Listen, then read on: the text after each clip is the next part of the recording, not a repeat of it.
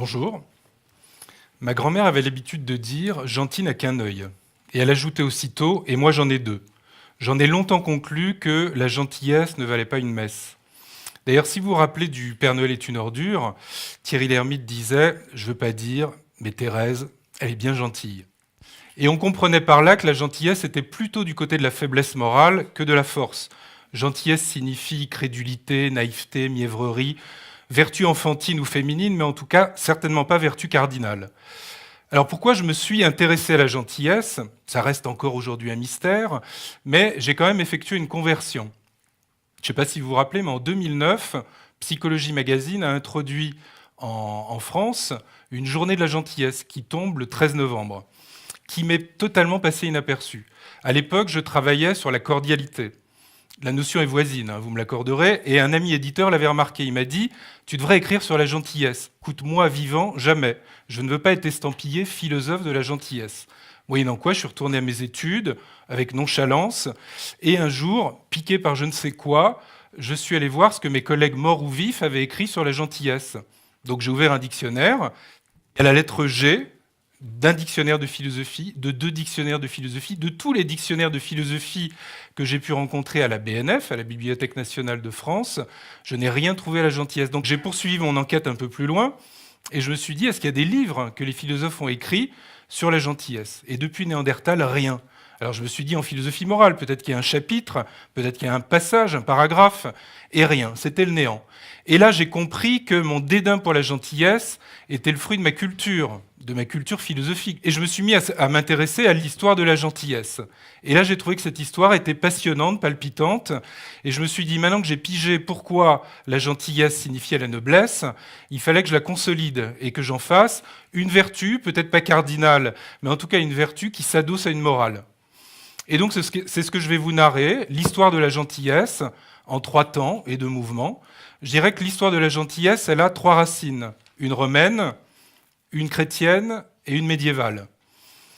Si tous les chemins mènent à Rome, la gentillesse s'empare. Gentilis en latin, ça désigne le noble, celui qui est bien né, celui qui fait partie des 100 familles qui fondèrent Rome. D'ailleurs, on appelle la gens l'ensemble de ces familles, ce clan qui bâtit d'ailleurs la politique de la monarchie au début de Rome. Et puis le terme gentilis, gentiles au pluriel, va se galvauder. D'abord, il désigne celui qui appartient à la famille, y compris celui qui n'est pas de sang noble, c'est-à-dire l'esclave. Et puis, de fil en aiguille, le gentilis va désigner les nations qui appartiennent à l'Empire, puis les nations qui sont extérieures à l'Empire. Et donc, on voit bien que gentilis désigne aussi bien le noble que l'ignoble. Deuxième racine, la chrétienne. Les chrétiens cherchent un terme, comme les juifs, pour désigner ceux qui ne sont pas chrétiens. Les juifs ont le leur en hébreu, c'est goy, goyim au pluriel. Et les chrétiens vont jeter leur dévolu sur un terme qui s'est déjà galvaudé, à savoir gentilis. Donc le gentil, c'est celui qui n'est pas chrétien. Il n'est pas méchant pour autant, il est juste mécréant, il n'a pas la bonne foi. Et à la différence du judaïsme, le gentil peut être converti. Saint Paul sera baptisé, bien qu'il soit juif et qu'il parle grec, apôtre des gentils en latin. C'est-à-dire qu'il va parcourir le bassin méditerranéen pour convertir à la bonne foi ceux qui sont dans la mauvaise foi. Donc voilà pour le christianisme. Saint Thomas écrit une somme contre les gentils. Troisième racine, la médiévale. Au Moyen-Âge, après les invasions, le noble s'ennuie dans son château, il pratique 2 vertus, l'honneur et la charité. Il abrite les villageois quand des brigands arrivent, voire encore des peuples invasifs, et il se tourne vers Rome, en tout cas historiquement, spirituellement, et il se proclame lui-même gentilhomme, en 2 mots. C'est Guillaume Budet à Renaissance qui collera les 2 mots, en fera un élogisme, le gentilhomme. Donc le gentilhomme, c'est l'aristocrate. Et ce que je trouve cocasse, c'est imaginer au XIIe siècle, dans une chapelle ou une église, le prêtre qui parle au premier rang au gentilhomme et à sa famille, et qui parle de Saint Paul, l'apôtre des gentils. Dans une unité de temps, de lieu et d'action, vous avez 2 sens du gentil qui sont réunis et structurés par le christianisme. Gentil, c'est à la fois noble, et gentil, c'est en même temps ignoble. Donc voilà pour l'histoire, je la trouve fabuleuse, elle s'arrête. Alors elle s'arrête pas, elle se prolonge. Il se trouve que l'aristocratie va s'avachir, va devenir courtisane. À partir de la Renaissance, c'est Norbert Elias qui explique ça dans La Société de cour, le noble va se structurer autour du roi, et donc va flatter, va se regarder dans un miroir, jouer à cache-cache dans les jardins de Versailles, se mettre une perruque, des hauts talons, et donc va devenir un Tartuffe, un hypocrite, et la noblesse va finir ainsi, en 1789, on pend l'aristocrate à la lanterne, et c'en est fini de la gentillesse comme mode de vie social, comme mode de vie raffiné, comme mode de vie aristocratique. Mais moi, j'y vois une chance, pas dans la Révolution française, mais dans le fait qu'elle abolisse la gentillesse comme mode de vie et qu'elle lui laisse une chance de devenir une vertu morale et une vertu républicaine. C'est donc ce que j'ai essayé de théoriser dans un deuxième temps. Alors, comment j'ai défini la gentillesse en m'inspirant de la rue ? Je me suis dit, au fond, c'est quoi être gentil ? Il y a bien l'idée de bienfaisance. Et je me suis dit, c'est pas quelque chose de très élevé. On se sacrifie pas, on se cloue pas sur la croix quand on est gentil. C'est donc rendre service. Et donc je me suis dit, c'est chouette d'être gentil, c'est une morale de poche. C'est une morale praticable, c'est une morale postmoderne, c'est une morale sans culpabilité. Et j'oppose cette morale que j'appelle impressionniste aux morales impressionnantes, celles que j'enseigne comme professeur de philosophie, des morales qui sont impraticables, l'ataraxie des stoïciens, l'apathie des épicuriens, ou ces morales qui ont élevé l'humanité au-dessus d'elle-même, qui ont été forgées par les trois monothéismes, et qui nous disent du matin au soir et de la naissance à la mort ce qu'on doit faire, mais quand on n'y arrive pas, on éprouve une grande culpabilité. La gentillesse, je dis, elle sécrète une morale impressionniste par petites touches. Et cette petite touche produit dans la société de la bonne humeur. D'ailleurs, pour l'opposer aux morales impressionnantes, je dis que c'est une morale du pouvoir et pas une morale du devoir. Je suis gentil quand je veux, quand je peux, et surtout pas quand je dois. Il n'y a pas de culpabilité à ne pas rendre le service qu'on m'a demandé. Pourquoi c'est une morale du pouvoir aussi ? Parce que, et ça il est bon de le rappeler, on vit dans une société cynique. Le cynisme, c'est celui qui fait d'autrui un moyen pour le ramener à lui, pour l'instrumentaliser, pour l'inféoder. Et je pense que le cynique se définit avant tout comme un prédateur, comme quelqu'un qui prend. Et je pense que celui qui prend, c'est quelqu'un qui manque. Alors un cocaïnomane en état de manque, on sait ce que c'est. Mais on se regarde moins dans notre société dans un tel état. Et on va chercher à l'extérieur de nous ce qui nous manque. C'est pour ça qu'on prend dans la vie, dans l'entreprise, dans la politique. Je ne vous fais pas un dessin aujourd'hui. Et je pense que le gentil, c'est celui qui donne. Donc il n'est pas en état de manque, il est en état de plénitude, il est en état de générosité. Et donc c'est cet excès qu'il peut donner. Voilà pourquoi c'est une morale du pouvoir. Je crois aussi que c'est une morale du pouvoir doux, du soft power, comme disent les Américains, c'est-à-dire ce pouvoir de la douceur.